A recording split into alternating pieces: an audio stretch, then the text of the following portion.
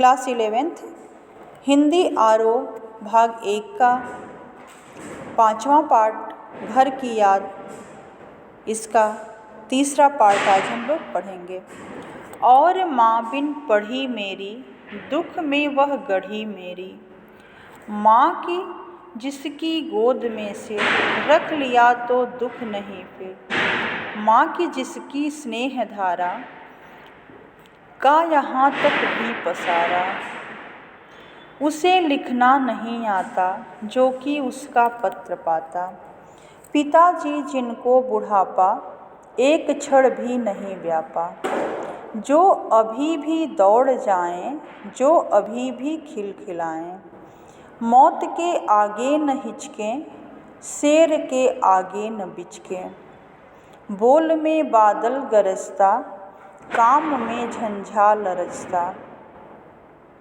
यहाँ कवि ने कारावास के दौरान अनुभूत क्षणों के दुख को साकार करते हुए कहा है। यानी कि भवानी प्रसाद मिश्र जो हैं वो कारावास यानी जेल में रहते हुए और माँ की जो भावना है, माँ की जो मूक अभिव्यक्ति है, उसकी अभिव्यंजना करते हुए कहते हैं कि अगर माँ पढ़ी लिखी होती तो मेरे लिए एक पत्र लिखती। और इसीलिए कहते हैं कि और माँ बिन पढ़ी मेरी, दुख में वह गढ़ी मेरी। मेरी माँ जो है अनपढ़ है और उन्हें मेरे कारण बहुत दुख उठाने पड़ रहे हैं। मिश्र जी कह रहे हैं कि माँ जो है मेरी अनपढ़ है, पत्र भी नहीं लिख सकती और मेरे ही वजह से उसको बहुत दुख उठाना पड़ रहा है। मानो दुखों ने ही उनके व्यक्तित्व का निर्माण किया है। ऐसा लग रहा है कि दुखों से ही उनके व्यक्तित्व का निर्माण हुआ है। माँ की जिसकी गोद में सिर रख लिया तो दुख नहीं फिर।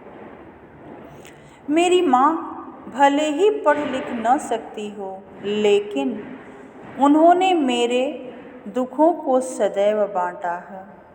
कहने का तात्पर्य यह है कि वो पढ़ लिख करके, यानी कि पढ़ी लिखी नहीं है कि पत्र के माध्यम से अपनी पीड़ा को मेरे तक भेज सकें और अपनी भावना को बता सकें, लेकिन अभी तक ऐसा कुछ नहीं हुआ है कि कभी भी मैं दुख में रहूं और मेरे दुख को मेरी माँ जो है बांटे ना हो।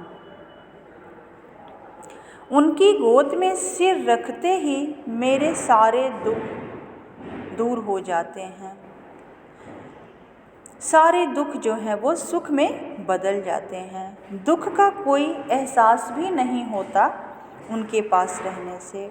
ऐसा लगता था कि कभी दुख से सामना ही नहीं हुआ है। उनकी गोद में यानी कि उनकी छत्र छाया में जब तक हम थे तब तक ये पता ही नहीं चलता था कि दुख क्या होता है। माँ की जिसकी स्नेह धारा का यहाँ तक भी पसारा। और कारावास में भी उनके न होने पर भी उनके स्नेह की धारा का विस्तार मुझ पर यहाँ तक पहुँच रहा था। उसे लिखना नहीं आता जो कि उसका पत्र पाता। और मेरी माँ को लिखना नहीं आता। अगर उन्हें लिखना आता तो प्रतिदिन उनका मैं एक पत्र पाता। पिताजी जिनको बुढ़ापा एक क्षण भी नहीं व्यापा। और मेरे पिताजी उम्र में चाहे कितने भी बड़े हों, किंतु मन से वे कभी बूढ़े नहीं हुए। यानी कि अवस्था तो है लेकिन मन से वो बूढ़े नहीं हैं। जो अभी भी दौड़ जाएं, जो अभी भी खिलखिलाएं। वे पल भर के लिए भी उत्साहहीन नहीं होते हैं। वे हमेशा कर्मठ और खिलखिलाकर हंसने की इच्छा और उत्साह रखते हैं। जीवन के दुखों ने उनको निराश नहीं होने दिया। पिताजी इतने बहादुर हैं कि मौत के आगे न हिचकें, शेर के आगे न बिचकें, कि मौत के सामने आने पर भी उनका सामना करने में पीछे नहीं हटेंगे। उनके आगे बढ़ते कदमों को मौत का भय भी नहीं रोक पाया। यदि साक्षात शेर उनके सम्मुख आ जाए तो भी वीरतापूर्वक उससे संघर्ष करेंगे और डर कर भागेंगे नहीं। बोल में बादल गरजता, काम में झंझाल रचता।